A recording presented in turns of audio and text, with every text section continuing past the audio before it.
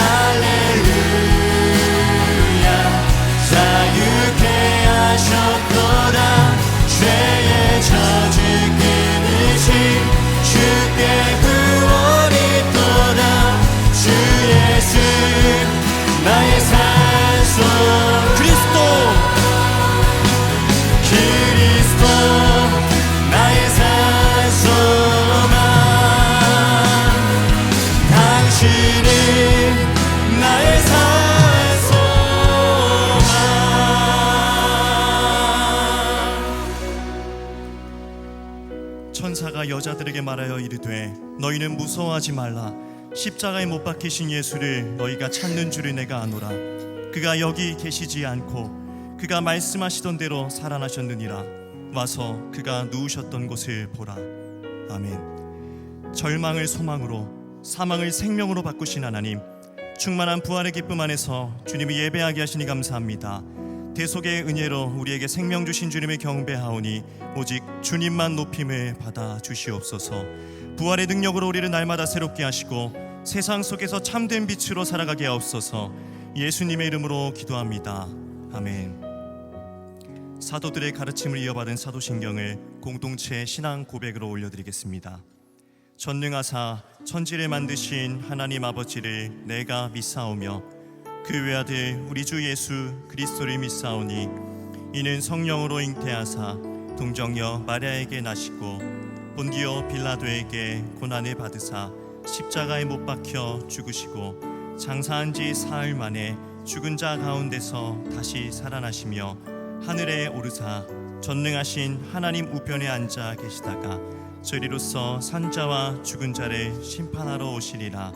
성령을 믿사오며 거룩한 공예와 성도가 서로 교통하는 것과 죄를 사하여 주시는 것과 몸이 다시 사는 것과 영원히 사는 것을 믿사옵나이다. 아멘.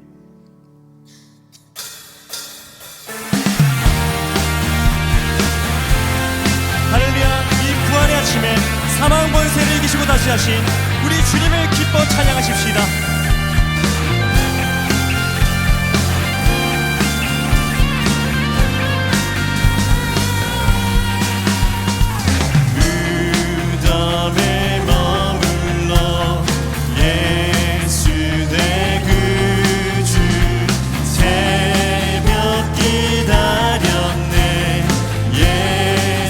무덤에 머물러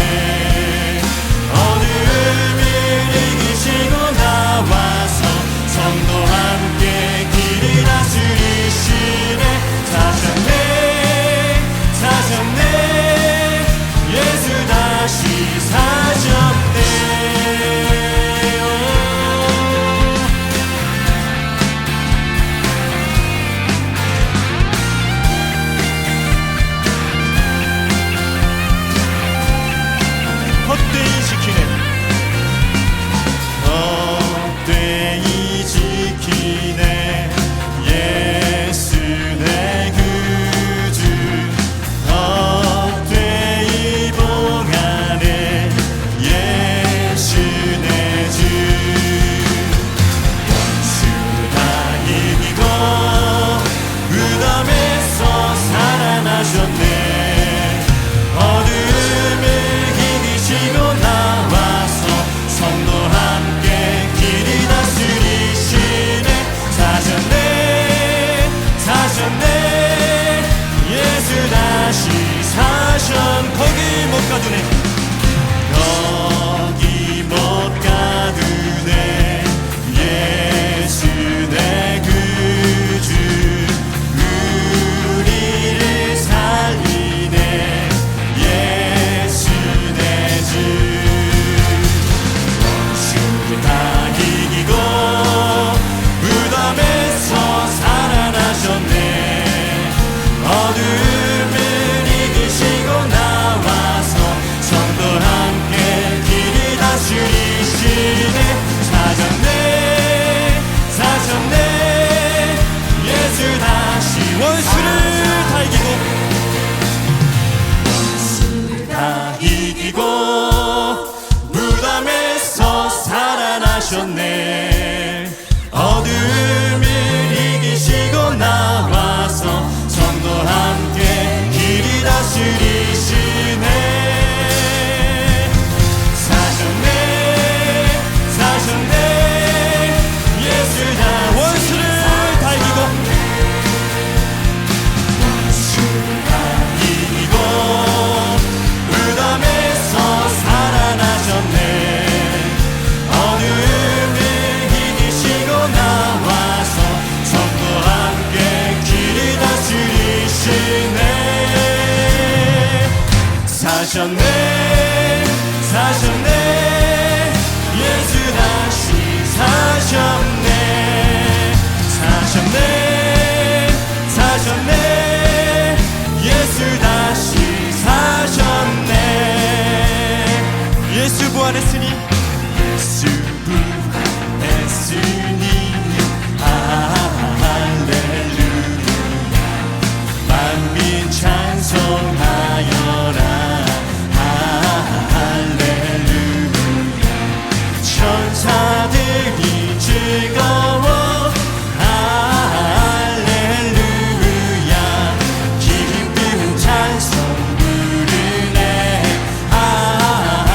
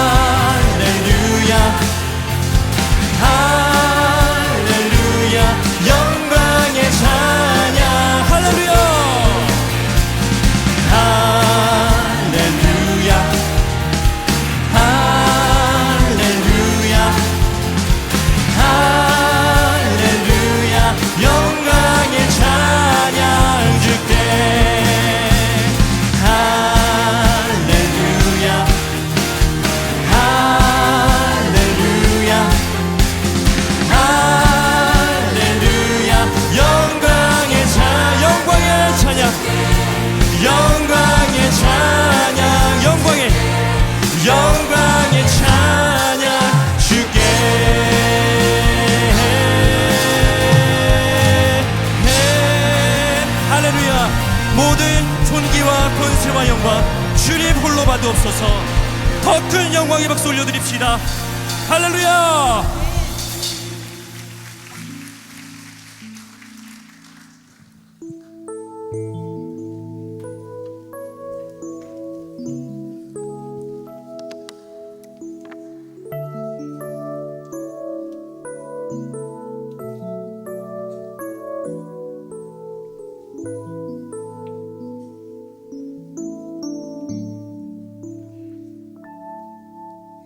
주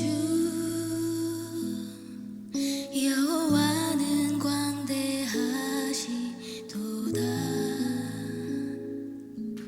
그 거룩한 하나님 성에서 찬양할지어다.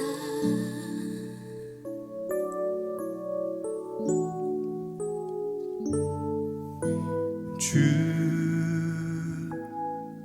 승리 우리에게 주셨도다. 모든 원수 물리치셨네. 엎드려 절하세.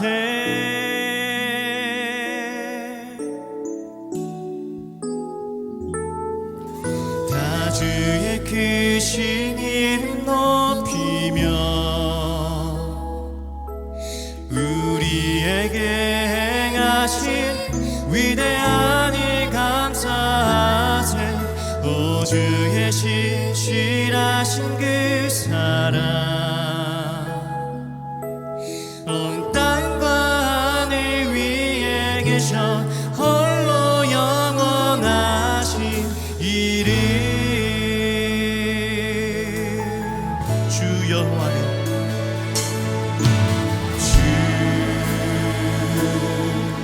여호와는 광대하시도다.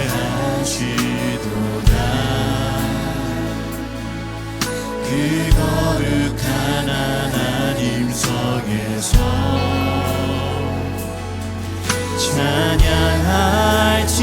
찬양할지어다.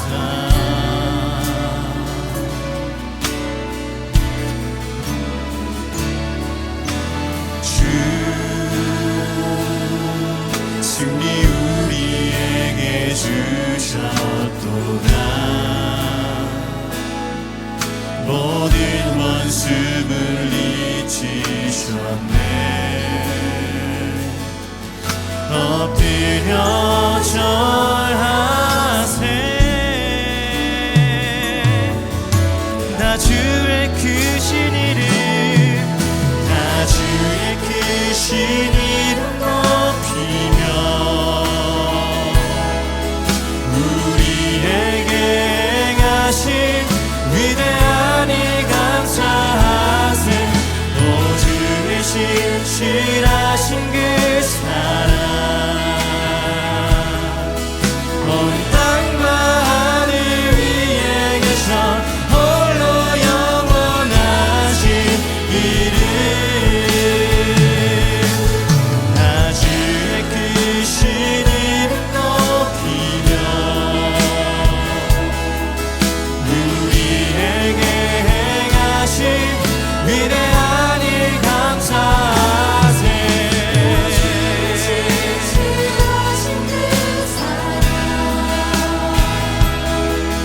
온 땅과 하늘 위에 계셔 홀로 영원하신 이름. 다 주의 크신 이름 높이며 우리에게 행하신 위대한 일 감사하세. 오 주의 신실하신 그 사랑 온 땅과 하늘 위에 계셔 홀로 영원하신 이름. 영광의 주님 찬양하세. 영광의 주님 찬양하세.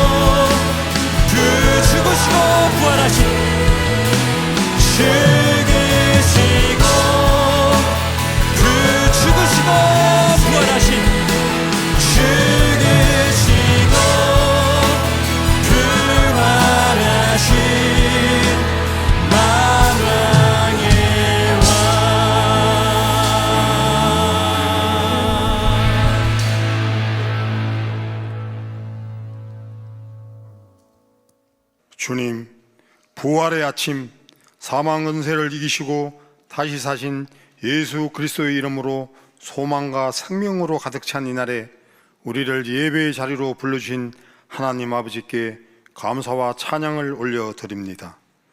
특별히 오늘은 그동안 함께 예배에 참석하지 못하였던 해성교회를 다녔던 분들과 가족들, 목원들, 마음에 품고 기도했던 전도 대상자들과 함께 부활의 기쁨을 누리며 예배드리게 하시니 더욱 감사합니다. 주님, 따스한 봄 기운으로 죽어있던 모든 것들이 새 생명의 꽃을 피우듯 그리스도의 부활의 능력으로 죽어있던 우리의 영과 육이 살아나고 믿음이 살아나고 깨어졌던 간교와 지치고 상처받은 마음이 회복되고 치유되는 은혜를 내려 주시옵소서. 이 예배에 참석한 우리 모두에게 십자가 보혈의 은혜로 성령 충만히 임하게 하시고 진정한 부활의 정인된 삶을 살아가게 하소서. 주님, 아직 이 땅 가운데 어둠과 고통이 있습니다. 우크라이나와 가자 지구의 전쟁과 갈등, 지진과 산불로 인한 재난과 재해, 북한과 아프리카, 무슬림 지역의 기화와 질병, 인권 탄압으로 고통받고 신음하는 이들에게 부활의 위로가 전해지고 평화와 살롬이 임하게 하소서. 주님, 관세 전쟁으로 세계 경제가 한 치 앞을 예측하기 어려운 상황에서 탄핵된 대통령을 다시 뽑아야 하는 우리나라를 위해 기도합니다. 이번 대통령 선거에서는 예수님을 버리고 강도 바라바를 선택하는 잘못을 하지 않도록 우리 모두에게 은혜를 내려 주시옵소서. 새로 뽑는 대통령은 진정 하나님을 두려워하며 그 뜻을 준행하며 국가와 국민을 위하여 봉사하고 헌신할 줄 아는 그런 지도자를 세워 주시옵소서. 주님, 해성교회와 정명호 담임 목사님을 위해 기도합니다. 해성교회와 성도들 그 자체가 하나님의 영광이 되게 하시고 목사님의 소망대로 우리 해성의 공동체를 통하여 하나님의 영광이 나타나게 하여 주시옵소서. 20년간 해성교회를 섬겨온 그 헌신과 열심으로 하늘의 상급이 넘치게 하시고 앞으로의 섬김으로 하늘의 상급이 더욱 풍성하게 하여 주시옵소서. 목사님의 가르침을 통하여 우리가 하나님을 더욱 바르게 알아 하나님의 영광을 나타내고 하나님을 전하는 우리 성도들이 되게 하여 주시옵소서. 오늘 부활의 기쁨이 충만한 가운데 하나님의 영광을 나타내고 전하고 있는 선교사님들과 미리의 자립교회 목사님들과 그 가족들에게 큰 위로와 은혜를 내려 주시옵소서. 부활절 예배를 위하여 정성으로 찬양을 준비한 찬양팀과 글로리아 남성 찬양단 그 찬양을 기쁨으로 받아주시고 영상으로 음향으로 차량 봉사로 또 다른 헌신으로 섬기는 모든 이들에게 주님 큰 은혜 내려 주시옵소서. 이 모든 말씀 우리의 참 구원자 되시고 우리의 생명 되신 예수님의 이름으로 기도드립니다. 아멘.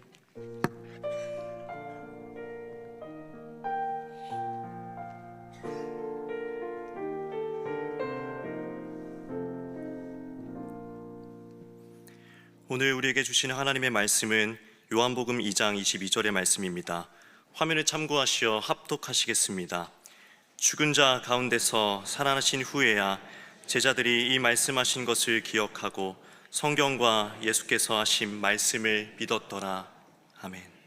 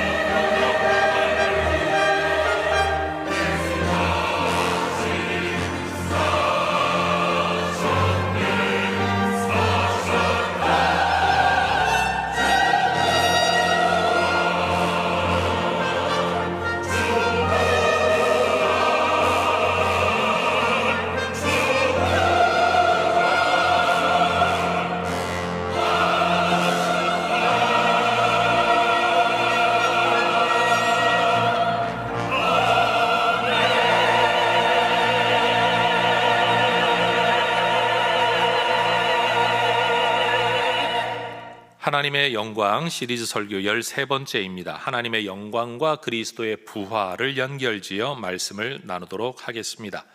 사실 이 주제는 이 시리즈 설교 전체에서 예수님의 지상사역 이후에 설교했어야 순서상 맞는데 부활절 때 해야 할 설교라 일부러 뒤로 미루었습니다. 그리고 오늘 설교는 제 저술 가운데 하나 십자가와 부활의 복음이라는 책의 한 챕터를 제가 다시 언급하게 될 터인데, 특별히 하나님의 영광이라는 개념 안에서 제 진술 또 서술 설명하도록 하겠습니다. 오늘 부활절 예배 함께 하신 혜성의 모든 가족들과 믿음의 형제 자매 여러분 반갑고 환영합니다. 자녀들이 한자리에 모여 함께 어우러지는 모습을 보는 부모의 마음은 굉장히 흡족하고 든든하고 행복합니다. 그런 면에서 하나님께서 우리의 모든 예배, 이렇게 모여 함께 예배하는 우리의 모습을 정말로 기뻐하실 것이라고 믿습니다. 오늘 예수님이 죽음을 이기고 살아나신 것을 기념하는 부활절입니다. 오늘 이 예배를 드리는 중에, 그리고 이 예배를 마치고 교회 문을 열고 나가시는 여러분에게 여러분의 삶을 짓누르고 있는 모든 어둠의 권세들, 고통과 죽음의 권세, 문제의 권세들이 깨어지고 극복되는 은혜가 있기를 먼저 주의 이름으로 축복합니다.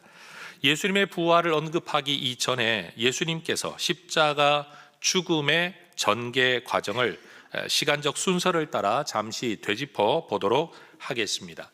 예수님께서는 목요일 저녁 제자들과 유월절 만찬을 나누셨습니다. 우리는 이것을 최후의 만찬이라고 부릅니다. 유월절 식사는 유대 전통상 해가 진 후 약 오후 6시 유월절 제사 이후에 시작되어서 약 2-3시간가량 소요되었을 것으로 추정을 합니다. 그러니 목요일 오후 6시부터 9시 사이에 제자들과 함께하는 다락방에서의 유월절 만찬, 그리고 그 안에 있었던 세족 예식까지 아마 예수님이 행하셨을 겁니다. 이후 예수님은 제자들과 함께 겟세마네 동산으로 이동하십니다. 그리고 그곳에서 기도하셨습니다. 우리는 이것이 목요일 오후 9시부터 12시 사이에 있었을 것으로 또한 추정을 합니다.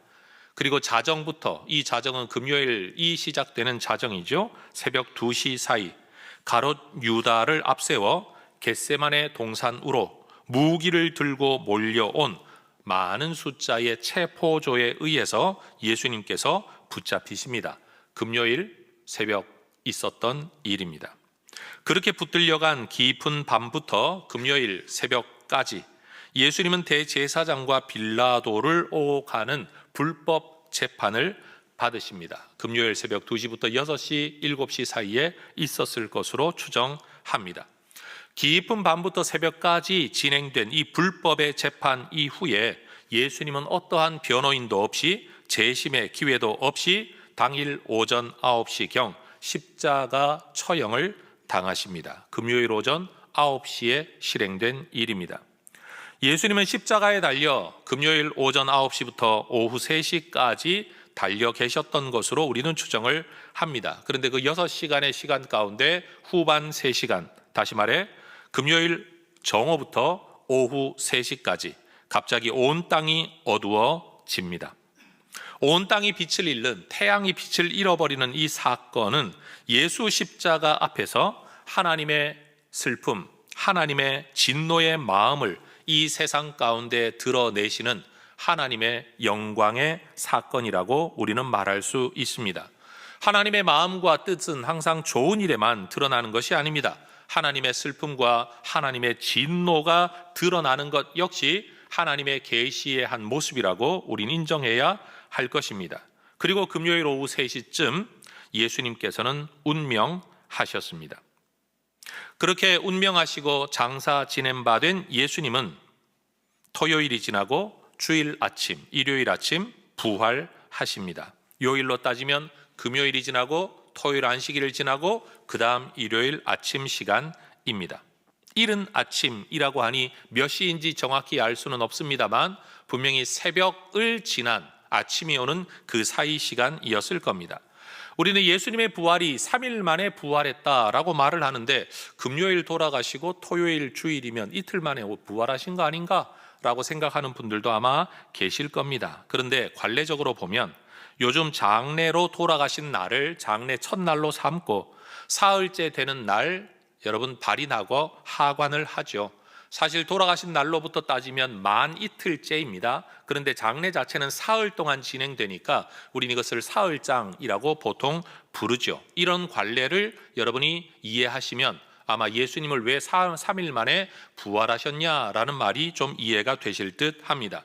예수님의 부활 이후 그리스도 공동체는 한 주의 첫날인 이 일요일 썬데이에 함께 모여 예배하는 것이 전통이 되었습니다. 우리는 예수님이 부활하신 이 날을 주님이 부활하신 날, 주님의 날이라는 의미에서 주일, the Lord's Day라고 부릅니다. 그런데 여러분 어떤 사진을 보니 불교에서 주일에 뭘 한다라는 표현을 쓰는 걸 보고 제가 속으로 얼마나 웃었는지 모릅니다. 왜냐하면 주일이라는 것은 주님의 날을 표현하는 우리 기독교 신앙의 고백적인 표현인데 스님들도 주일이라고 쓰는 걸 보면서 제가 많이 속으로 웃었습니다. 여러분 교회 공동체의 주일 예배는 그 기원 자체가 그리스도의 부활을 기념하는 날입니다. 그러니 매주일 예배가 예수의 부활을 기념하는 예배다라는 것을 여러분이 기억하실 수 있기를 바랍니다. 요즘도 있는 기독교 이단 가운데 하나는 하나님은 안식일을 지키라고 명령했는데 왜 우리는 일요일, 주일에 예배를 드리느냐라고 이야기하는 분들이 계시죠. 여러분은 우린 유대인으로서 유대 율법을 지키는 사람이 아니고 예수님을 믿고 예수님을 따르는 사람으로서 예수님의 부활을 기념하는 주일을 우리의 공적 예배의 날로 삼고 있다는 것을 여러분이 기억하실 수 있기를 바랍니다. 잠시 바울의 이야기로 넘어가 보도록 하겠습니다. 유대교 지도자였던 바울은 예수를 죽였던 종교 지도자들과 같이 예수의 그리스도이심을 인정하지 않았습니다.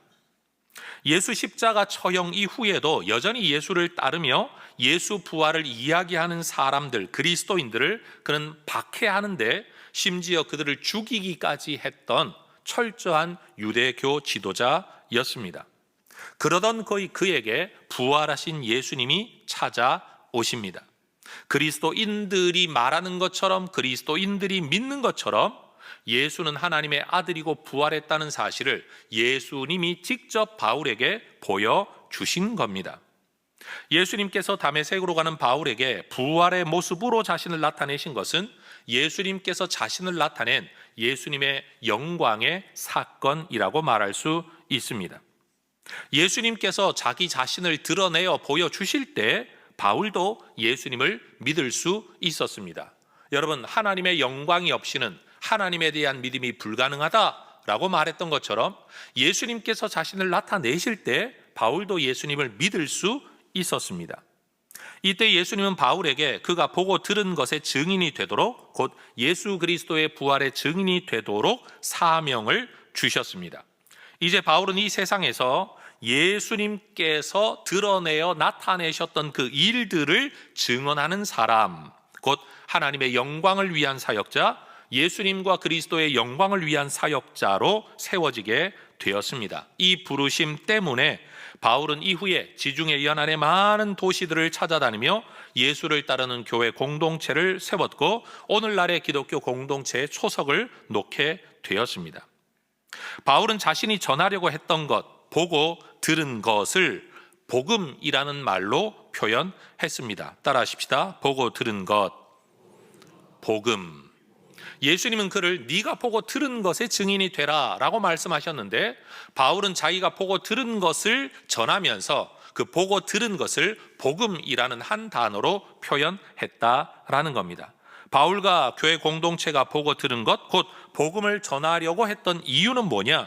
복음이, 그리고 그들이 보고 들었던 것이 그것을 믿는 사람에게 구원을 가져다 주는 좋은 소식, 곧 생명의 소식이었기 때문입니다. 이 복음은 사도들과 바울로부터 2000년이 지난 오늘 우리에게까지 전해졌습니다.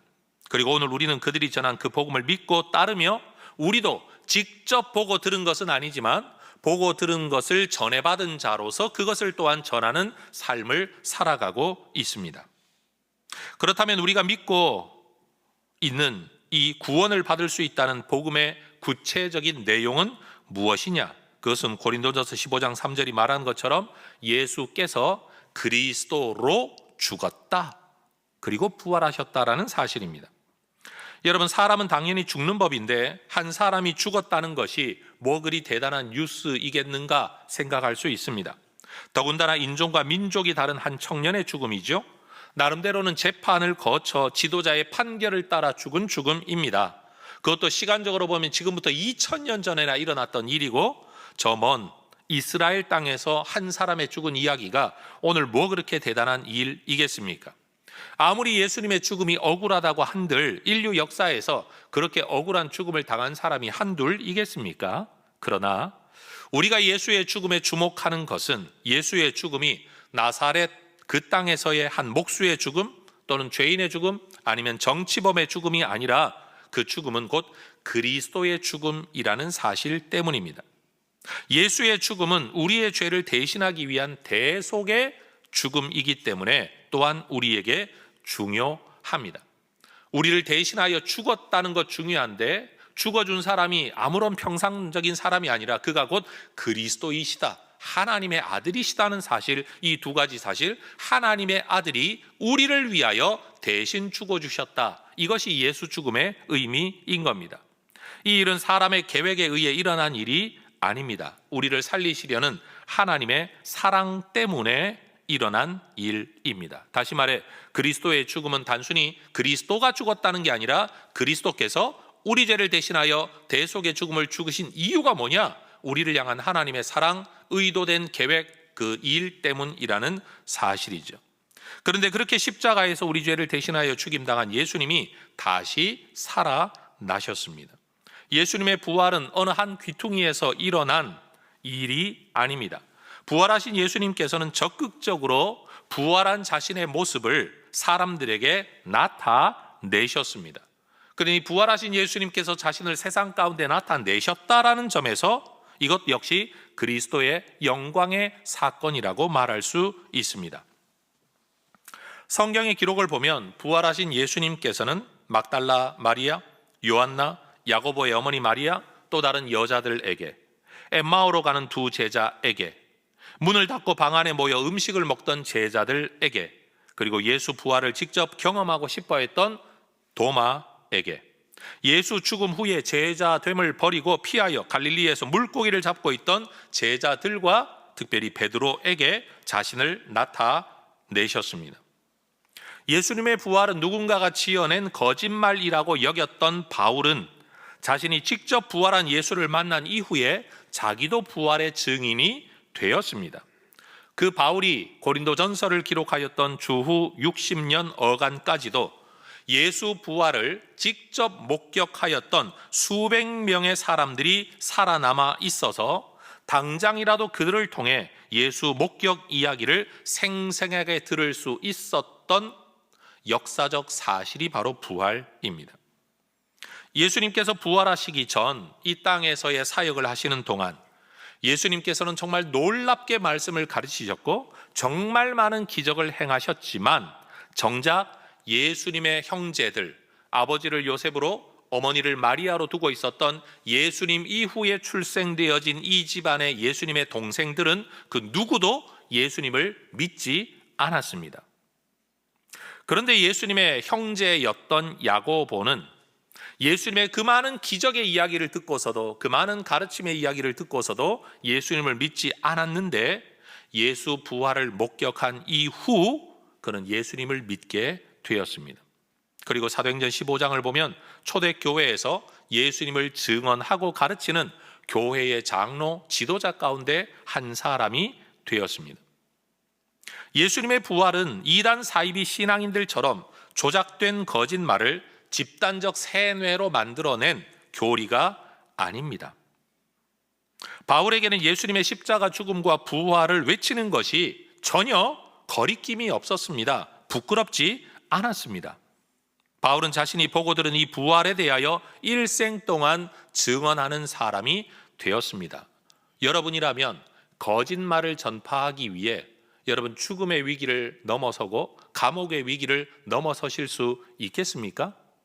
이익이 있다면 거짓말을 할 수 있지만 여러분, 예수 부활을 증언하는 일에는 이익이 따라오는 게 아니라 고난과 고생과 죽음만 따라왔는데도 여러분, 이 일을 위해 평생을 목숨 걸고 살아가실 수 있겠습니까?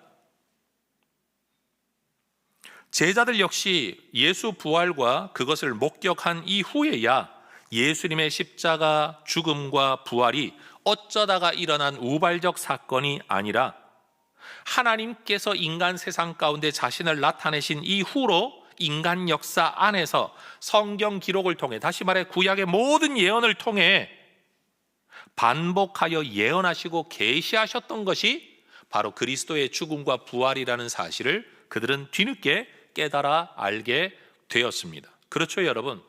어려서부터 어른들로부터 아무리 많은 이야기를 들어도 실감나지 않습니다. 모릅니다. 흘려듣습니다. 그런데 나이 들어 한 가지 한 가지 경험하게 되면서부터 그 말씀이 이런 뜻이었구나 라고 뒤늦게 깨닫게 되는 일이 우리 인생에도 얼마나 많습니까? 제자들도 예수님으로부터 정말 많은 말씀을 들었습니다. 요한복음 마지막 구절 기억하십니까? 여러분, 하늘을 두루마리 삼고 바다를 먹물 삼아도 찬송가에도 나오죠. 예수님의 행하신 기적과 놀라운 가르침의 이야기를 다 기록할 수 없다라고 기록했지만 여러분, 그것마저도 예수님의 부활 이후에야 비로소 제자들이 믿고 깨달을 수 있었던 것입니다. 12사도 가운데 한 사람이었던 가룟 유다는 예수님을 제사장에게 팔아넘긴 이후에 예수님의 죽음을 보면서 죄책감 때문에 자살하고 말았습니다. 초대교회 공동체는 예수님의 12제자 가운데 비어버린 이 한 자리에 누군가 대신할 사람을 채워넣기를 원했습니다. 예수의 제자, 예수의 사도는 예수를 전해야 할 사람이지요. 그런데 예수를 전하는 사람이 자기가 직접 보고 들은 걸 전하는 게 아니라 누군가로부터 들은 이야기, 카더라 라는 말을 듣고 전하는 데는 신빙성과 신뢰성이 없어지죠. 그래서 초대교회 공동체가 합의했던 사도의 자격은 항상 우리와 함께 다니던 사람이어야 한다. 왜요? 예수님이 이 땅에 계실 때 직접 그분이 어떤 말씀을 하셨고 어떤 일을 하셨는지를 직접 보고 들은 사람만이 이것을 증언할 때 증인으로서의 효력을 가지기 때문인 겁니다. 그런 후보들 가운데 한 사람을 세우는 거죠. 교회 공동체가 사도와 지도자를 세우는 것은 없었던 일을 조작하여 사람들을 가르치고 세뇌하여 거짓 광신도가 되게 하는 게 아니었기 때문에 예수님을 직접 목격했던 사람들 중에 누군가를 세워야만 있었던 일을 그대로, 다시 말해 보고 들은 것을 전하는 진실한 증인이 될 수 있기 때문입니다. 그래서 다른 사도들이나 바울 역시도 사도의 사명은 보고 들은 것을 전하는데 그 중에 하나가 뭐냐? 예수님의 부활을 증언하는 것이었고, 이 일에 사도들은 전념하였습니다. 우리가 예수를 믿는다라고 말할 때 우리로 하여금 구원을 얻게 하는 그 믿음, 예수 믿음의 핵심은 뭐냐 하면 우리의 종교적인 실천에 있는 게 아니라, 노력에 있는 게 아니라 예수님은 그리스도로서 우리를 대속하여 십자가에서 죽으셨고 그리고 육체로 부활하셨다. 이것을 믿는 게 예수를 믿는다라는 겁니다. 그리고 예수 십자가와 부활에 대한 이 믿음이 전 세계 교회를 하나로 만드는 교회 공동체성의 본질입니다. 교회의 제도냐, 시스템이냐, 예배 형식이냐 이런 데 있는 게 아니라 예수님, 그분이 그리스도, 그분의 대속적인 죽음, 그리고 그분의 육체의 부활, 이걸 믿는 게 진짜 교회의 하나됨의 본질이라는 겁니다. 그래서 교회 공동체는 예수님의 십자가 죽음과 부활을 증언하는 것을 가장 중요한 사명으로 여겨 실천해 왔던 것입니다. 여러분, 예수님은 십자가에 매달려 돌아가시기 훨씬 이전부터 이 부활을 통해 내가 그리스도인 것이 드러나게 될 거라는 것을 수차례 말씀하셨습니다. 특별히 3일 밤낮을 물고기 뱃속에 있다가 살아났던 구약의 인물 선지자 요나를 언급하시면서 예수님 당신께서도 죽임을 당한 후 3일 만에 살아날 것을 말씀하셨죠. 특별히 마가복음의 말씀을 보면 죽임당하고 살아날 것에 대하여 3번이나 마가복음이 기록하고 있는 것은 예수님이 그만큼 이 말씀을 자주, 여러 번 말씀하셨다는 것을 우리는 알 수 있죠. 마가복음 8장 31절 죽임을 당하고 3일 만에 살아나야 될 것을 비로소 처음 말씀하신 이후로 9장 31절 죽은 지 3일 만에 살아나리라는 것을 또 말씀하시고 10장 34절에서도 3일 만에 살아나게 될 거다. 여러분, 예수님은 살아나고 난 뒤에 사람들이 예수 부활을 만들어낸 교리로 정착된 게 아니고 예수님은 죽임 당하시기 이전부터 이 말씀을 하셨고 실제로 살아나셨다는 것. 여러분, 이것이 성경이 말하고 있는 객관적 사실입니다. 예수님의 부활은 어쩌다가 보니 우연히 일어난 우발적 사건이 절대 아닙니다. 구약에서부터 예언되었던 일입니다. 예수님께서도 예언하셨던 일입니다. 그리고 그 일이 성취된 겁니다. 예수님은 어쩌다 보니 태어나시고 어쩌다 보니 십자가에 달리시고 어쩌다 보니 죽었고 어쩌다 보니 살아났다. 여러분, 이게 절대 아니라는 겁니다. 예수님은 구약의 예언을 따라오셨고 구약의 예언대로 사셨고 본인의 예언대로 죽임을 당한 후 부활하신 그리스도이십니다. 철저하게 의도된 하나님의 구원 계획이 예수님의 탄생과 예수님의 사역과 예수님의 죽음과 예수님의 부활을 통해 이루어지게 되었다는 겁니다. 하나님께서는 구약 성경에 이미 메시아에 대한 예언을 미리 기록해 놓으셨습니다. 시간이 흐르고 때가 참에 그 예언대로 예수님을 보내셨습니다. 그리고 그를 죽음에 이르게 하시고 다시 살리셨습니다. 그러므로서 예수님이 구약에 예언된 메시아이시며 하나님의 아들이시며 주님이심을 온 천하에 선포하셨습니다. 성경은 분명히 로마서 1장 4절에서 하나님의 아들이신 예수님이 선포되었다라고 말합니다. 뭘 통해? 부활을 통해. 그래서 우리는 예수님의 부활은 이 세상을 향한 하나님의 선포이다, 하나님의 나팔 소리이다 라는 사실을 믿어야 합니다. 하나님은 부활을 통해 모든 시대 모든 사람들이 구원을 얻을 수 있는 유일한 길이 예수님 뿐이심을 증언하셨습니다. 여러분, 구원의 길이 예수라는 사실을 하나님께서 예수의 부활을 통해 나타내셨다라는 점에서 예수 부활은 하나님의 뜻을 분명하게 세상 가운데 나타내는 하나님의 영광의 사건입니다. 혹여라도 오늘 처음 예배를 드리시는 분들 오해하실까 봐 다시 한번 언급합니다.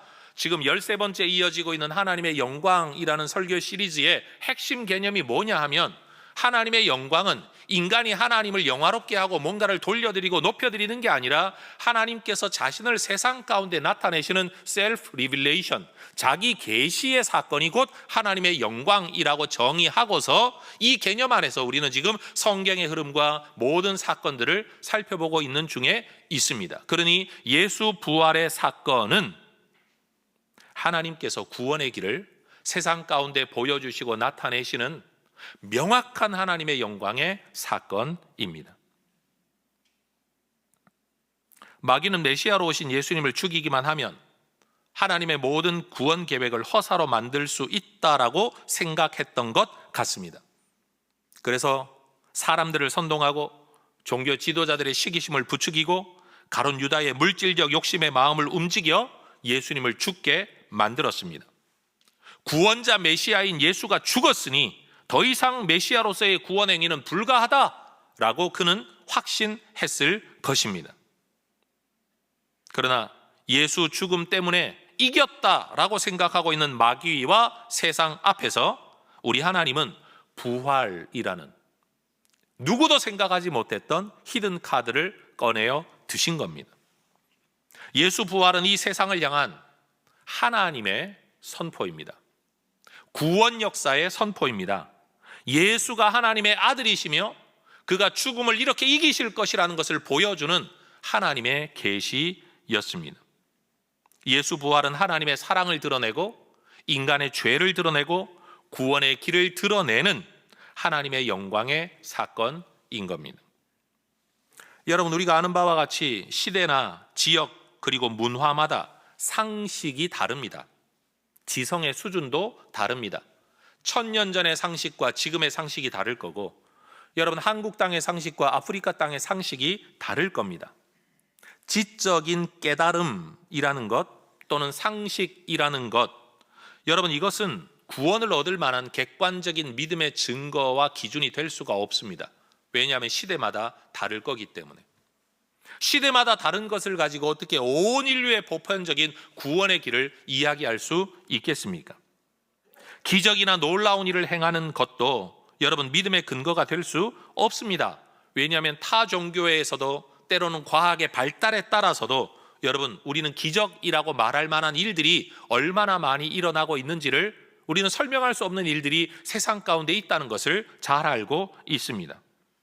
3년 동안이나 예수님의 기적과 능력을 자기 눈으로 목격하고 예수님의 가르침을 자기 귀로 직접 듣고 심지어 예수님의 보내심을 받아 자기 손으로 자기 능력으로 귀신도 쫓아내고 병자도 고쳤던 제자들이라고 할지라도 정작 예수님의 십자가 죽음 앞에서는 모두가 도망치고 말았습니다. 예수님을 통해 배우기도 했고 예수님을 통해 능력을 나타내기도 했고 기적을 행하기도 했는데 여러분 정작 자기의 목숨의 위협 앞에서는 이 믿음을 드러낼 수 없었던 것이 예수 믿음에 대한 그들의 한계였습니다. 심지어 베드로는 마태복음 26장에 기록하는 것처럼 내가 목숨 잃게 될까 봐 예수님을 저주까지 합니다. 부인하는 정도야 그럴 수 있다고 하지만 심지어 더 나아가 저주까지 했다. 여러분 배움과 깨달음과 경험의 한계가 바로 이것입니다. 결단의 한계가 이겁니다. 내가 죽을지라도 주를 부인하지 않겠습니다라고 그는 결단했죠. 사람들 앞에 약속하고 공언했죠. 인간의 결단과 약속의 한계가 바로 이것입니다. 그러나 그랬던 제자들도, 그 불확실했던 그 믿음의 사람들도, 그 죽음을 두려워했던 그들도, 예수 사랑보다 자기 사랑이 더 컸던 이 사람들도 예수 부활을 경험하고 나자 달라졌습니다. 여러분 제자 훈련이 사람을 바꿔놓느냐? 저는 그렇지 않다라고 생각합니다. 예수 부활에 대한 경험이 사람을 바꿔놓습니다. 성령의 역사가 사람을 바꿔놓습니다. 지성과 배움이 사람을 바꿔놓는다고 한다면 대한민국 지금 이 수준으로 살면 안 됩니다, 여러분. 박사가 없어서 이렇습니까? 똑똑한 사람이 없어서 그렇습니까? 배운 사람이 없어서 그런 겁니까? 여러분, 배움과 인간의 결단이라는 건 여러분 한계가 있습니다. 그렇게 무기력하고 비겁했던 제자들도 예수 부활을 목격하고 나자, 성령의 충만을 받고 나자 예수님의 십자가에 달리시기 이전에 하셨던 모든 말씀을 부활이라는 사건의 렌즈를 통해 들여다보니 비로소 이해되고 믿어지게 되었습니다. 심지어 이 사실을 전하는 일에 목숨을 내어놓게 되었습니다. 제자들이 이미 알고 있었지만 믿지 못했던, 믿고는 있었지만 죽음 앞에는 포기했었던 일들조차도 가능하게 했던 것이 부활 사건에 대한 경험입니다. 심오한 가르침이나 지성이나 아니면 병을 고치고 고침받는 일이나 아니면 귀신을 내어 쫓거나 남을 살리거나 기적을 행하는 능력, 여러분 그것이 우리의 신앙을 온전하게 만들어 줄 거라고 생각하는 건요, 역사상 이미 실패했던 것에 대한 미련입니다. 그건 우리를 온전하게 만들어주지 못합니다. 예수님이 죽음에서 부활한 이 사건이야말로 예수님이 누구인지를 알게 하고 예수를 바로 믿게 하고 그 믿음에 우리의 인생을 걸게 만드는 영향력이 있습니다. 부활이라는 하나님의 영광의 사건을 통해 제자들은 제자다운 사람들이 될 수 있었습니다. 하나님은 부활이라는 이 사건을 통해 제자들에게 예수님이 자신을 가리켜 하나님의 아들이라고 하셨던 말씀이 믿어지게 했습니다. 다시 표현하겠습니다. 예수님께서 내가 하나님의 아들이라고 했던 말을 제자들은 듣기는 들었습니다. 뭐 그렇다고 하니 그런가 보다 라는 정도의 믿음은 가지고 있었습니다. 그런데 부활을 통해서 비로소 진짜 제대로 믿게 되었다라는 겁니다. 내가 바로 구원의 길이다, 나로 말미암지 않고는 아버지께로 올 자가 없다라고 말할 때, 야, 저 정도 능력을 가진 사람이면 그럴 수 있어 정도로 믿었겠죠? 그러나 죽음에서 부활한 예수님을 통해 그게 진짜로 믿어지게 된 겁니다. 여러분 들어서 믿을 수는 있습니다. 그러나 여러분 예수님의 부활을 통해 이 불완전했던 믿음이 더 온전한 믿음이 되었다는 것이 성경의 기록입니다. 우리는 예수님이 그저 2000년 전에 나사렛 촌동네에서 살았던 목수라는 것, 유대계 성경 교사라는 것, 기적을 행할 수 있는 능력자라는 것 정도를 알고 있습니다. 그러나 예수님의 부활을 통해 우리는 그분이 죽음의 권세를 이기시는 분, 하나님의 아들 메시아, 우리를 부활케 하실 분이라는 사실을 비로소 알게 됩니다. 그래서 우리는 예수님을 주님이라고 부르는 겁니다. 우리는 예수님의 부활이라는 하나님의 영광의 사건을 통해서만 비로소 예수님을 바로 알고 바로 믿을 수 있습니다. 다시 한번 말하건대 예수 부활 사건은 예수님이 누구인가를 이 세상 가운데 분명히 드러내 보여주고 선포하시는 하나님의 영광의 사건입니다.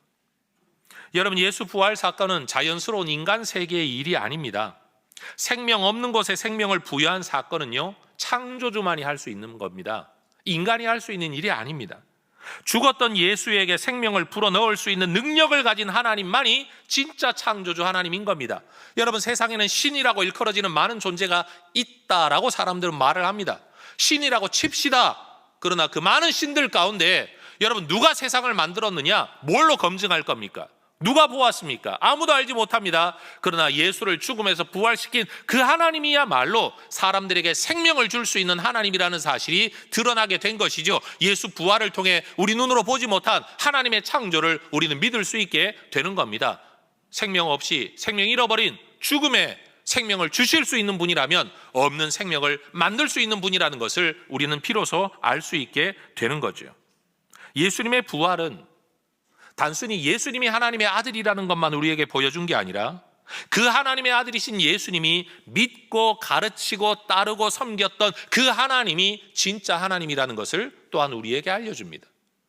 그러니 여러분, 우리는 예수의 부활 사건을 통해 예수님도 알게 되지만 예수님이 아버지라고 섬겼던 그 하나님이 진짜 하나님이라는 사실도 알게 되는 겁니다.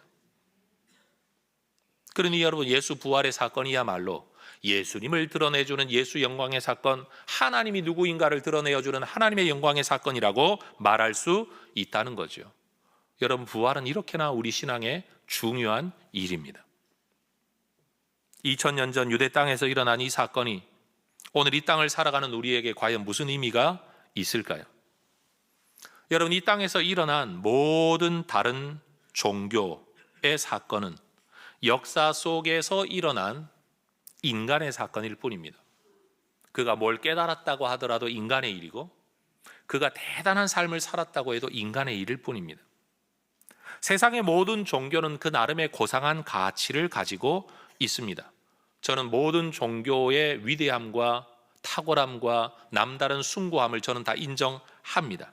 그러나 그 모든 것들은 인간 세상 안에서의 상대적인 일일 뿐이지 절대적인 구원의 사건은 되지 못한다라고 저는 말할 수밖에 없습니다. 예수 부활은 인간 세상의 일이기는 하지만 인간이 일으킬 수 있는 일은 아니죠. 다시 표현합니다. 예수 부활은 인간 세상 안에서 일어난 일이긴 하지만 인간이 일으킬 수 있는 일이 아닙니다. 예수 부활은 우주 바깥에 있는, 인간 세상 바깥에 있는 초월자가, 생명의 주권자라고 일컬어지는 누군가가 직접 이 세상 안에 개입한 창조주의 사건입니다. 생명이 없는 상태에서 생명이 주어졌기 때문에 이것은 생명 창조의 사건입니다. 시간 밖에 있는 자가, 공간 밖에 있는 자가 개입한 신적 사건입니다. 그렇기 때문에 예수님의 십자가 부활의 사건은 시 공간을 뛰어넘는 역사상 절대적 사건이죠. 누군가는 말합니다. 2000년 전에 부활했는데 우리도 못 봤잖아. 그럼 우리 시대에도 그런 일이 나타나야 내가 믿을 수 있는 거 아니야? 근데 여러분, 그렇게 따지면 한 세대마다 주기적으로 10년마다 20년마다 이 부활의 사건이 계속 전 세계에서 계속 일어나야 되는데, 여러분, 반복적인 사건은 절대적인 사건일 수 없습니다. 예수님의 부활은 하나님께서 우리에게 구원의 길을 알려주시는 가장 분명하고 결정적인 구원 계시의 사건, 자기 계시의 사건입니다. 그래서 예수님의 말씀은 재조명 받아야 되죠. 부활 안에서 내가 곧 길이요 진리요 생명이니 나로 말미암지 않고는 아버지께로 올 자가 없느니라. 여러분, 세상에는 성인이라고 일컬어질 만한 참 많은 분들이 있습니다. 저는 그들을 존중하고 인정합니다.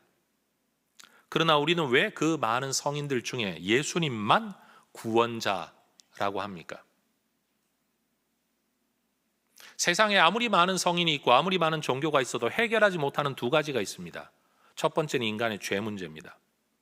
두 번째는 인간의 죽음의 문제입니다. 예수님만이 우리의 죄를 해결하시고 예수님만이 우리의 죽음을 해결하시는 분이기 때문에 예수님만이 구원자이십니다. 예수를 믿을 수 있냐 없냐, 기독교인이 되어야 되냐 말아야 되냐 많은 분들이 고민합니다. 현실적인 고민들이 있죠.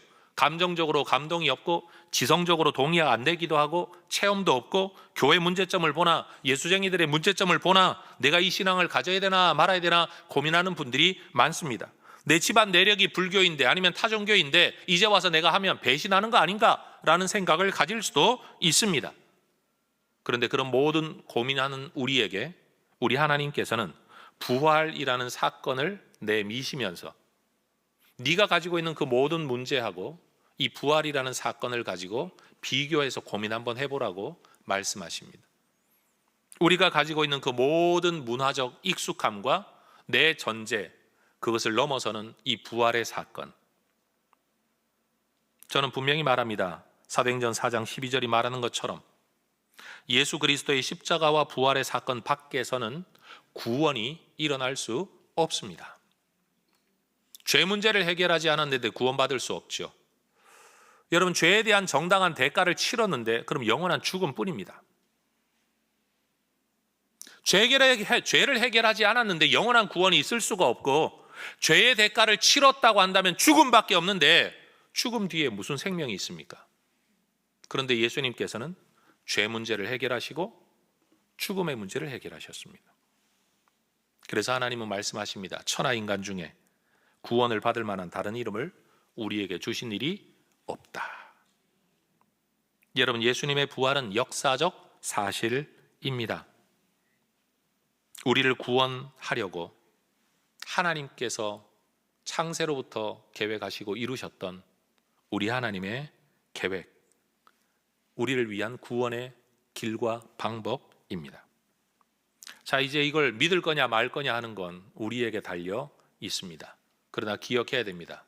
이 결단은 여러분 우리의 현실의 삶만 결정하는 게 아니라 죽음 이후의 내세와 영원까지를 결정하게 될 것입니다. 전 우리 해성교회 성도들이 예수님의 십자가와 부활이라는 이 복음의 핵심을 우리가 정말로 귀하게 여기고 확신할 수 있기를 축복합니다. 여러분, 세상의 많은 문제, 예를 들어 우리가 기도하고 있는 문제들, 돈의 문제, 건강의 문제, 자녀의 문제, 성공의 문제 다 해결되었다고 하더라도 여러분, 죄 문제가 해결되지 않으면, 죽음의 문제가 해결되지 않으면 여러분, 그것은 영원한 구원이 되지 않습니다. 복 받았다고요? 돈 많이 벌어서 건강해서 복 받았다고요? 자녀들이 번성하고 다 잘되고 출세해가지고 복 받았다고요? 여러분, 죽음 앞에 한번 서보십시오. 죽음 앞에 서서 여러분, 내 죄의 문제와 여러분 죽음의 문제가 해결되지 않으면 그게 과연 복이 될 수 있겠습니까? 우리 하나님께서 우리에게 이 구원의 길을 제시하셨습니다. 우리 모두가 여러분 십자가와 부활의 증인이 될 수 있기를 축복합니다. 지난주 말씀드렸지만 또 이야기합니다. 목사 자랑하지 말고, 교회 자랑하지 말고, 기독교 그리고 우리 교회가 착한 일 많이 한다고 자랑하지 말고, 여러분 그거 왜냐하면 영원하지도 않거든요. 우리는 기껏해야 지역사회를 위해 몇 천만 원, 몇 억 쓰고 있는데 여러분 기업은 수백억, 수백조를 씁니다. 착한 일로 따지면, 여러분 액수로 따지면 우리보다 더 많이 하는 사람 얼마든지 많습니다. 선한 일을 행하는 타 종교인들이 얼마나 많은데요. 여러분, 저기 미국 땅에 가보면 몰몬교라고 우리는 이단으로 삼고 있는 교인들이 있는데 여러분 그들의 삶을 들여다보면 우리 예수쟁이들보다 얼마나 더 철저하고 윤리적인지 정말 부끄러울 정도로 살아가는 사람들이 정말 많다는 거 압니다. 여러분, 삶을 보고 이야기하자면 우리보다 도 닦는 사람들이 더 정결하게 살아가는 것 같습니다. 그러나 우리는 압니다. 예수 십자가 죽음과 부활을 믿지 않는 이상 그 모든 고상함과 위대함과 탁월함과 심지어 성스럽다는 삶이라고 말할지라도 영원한 죽음에 이를 수밖에 없다는 사실을 우리는 성경을 통해 믿게 된 겁니다. 여러분, 부활의 사람들 되시기를 축복합니다. 예수 십자가도 하나님의 영광의 사건이지만 예수 부활도 하나님의 영광의 사건이라는 이 분명한 사실, 특별히 이 부활을 통해 우리에게 구원의 길, 생명의 길, 영원한 삶의 길, 언젠가 우리도 부활하게 될 것을 하나님의 그 비밀한 계획을 우리에게 나타내 보여주신, 너무나도 분명하게 보여주신 이 하나님의 영광의 사건 앞에서 우리 모두가 믿음으로 반응할 수 있기를 주의 이름으로 축원합니다. 기도하겠습니다. 영원전부터 계획하시고 실행하신 예수 십자가 죽음과 부활의 사건이 우리에게 유일한 구원의 길, 유일한 구원의 이름인 것을 하나님 알게 하시니 감사합니다.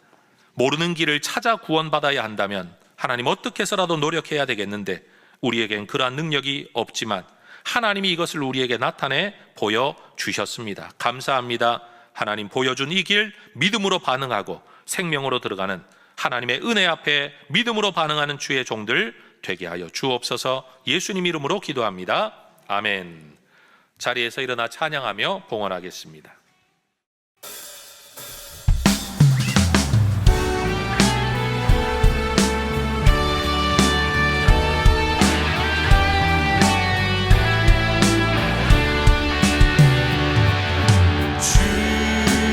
주님께 영광, 다시 사신 주, 사망 권세 모두 이기시렸네. 흰옷 입은 천사 돌을 옮겼고 누우셨던 곳은 비어 있었네. 주님께 영광, 다시 사신 주, 사망 권세 모두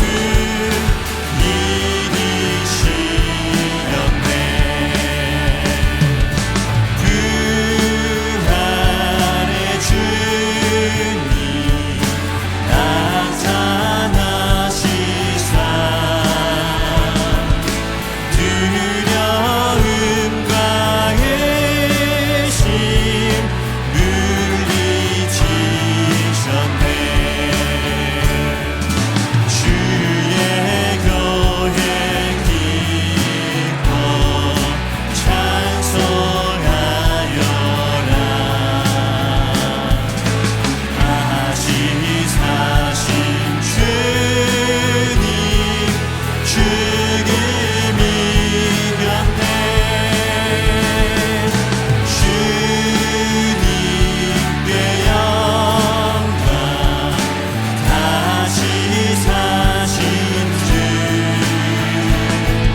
사망 권세 모두 이기시렸네. 생명의 임금, 영광의 주님, 주님 없는 삶은 헛되으리라. 주의 사랑으로 세상이 이기고 요단 건너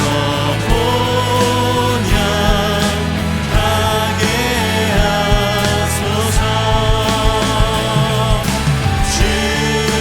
주님께 영광, 다시 사신 주, 사망 권세 모두 이기시렸네. 전하고 기도해, 전하고 기도해. 매일 주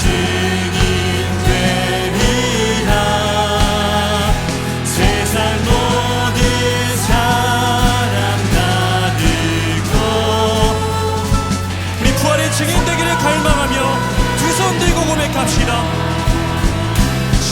전하고 기도해 매일 증인되리라. 세상 모든 사람 가득고 그 사랑할 세상 모든 사람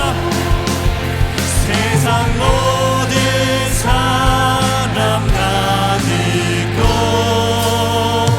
그 사랑할